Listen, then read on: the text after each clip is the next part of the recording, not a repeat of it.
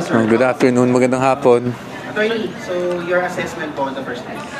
Okay naman, it went smoothly. Actually, we're very happy the way the first day of trial went. No, I think for both sides naman, it went smoothly. Obviously, there were arguments. I'm sure yun ang mga napansin nyo, may arguments from both sides. But again, that's normal. Talaga namang inaasahan na magkakaroon ng mga ganyang opposing views, no, ang bawat panig. But so far, I think it was a good first day for everyone. Nakalamang ba kayo?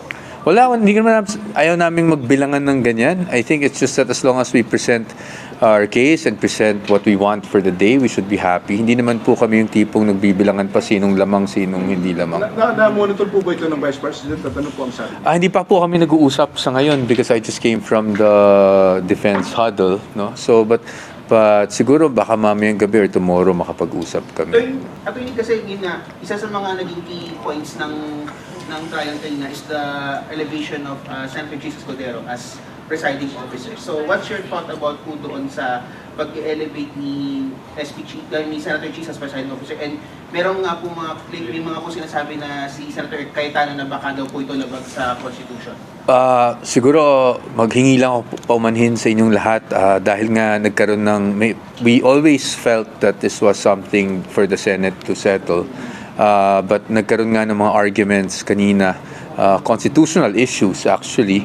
So ayoko na muna sigurong mag-comment out of respect for our senators because there were manifestations made, there were objections made on record or put on record. So siguro hindi appropriate for the defense right now to comment on that.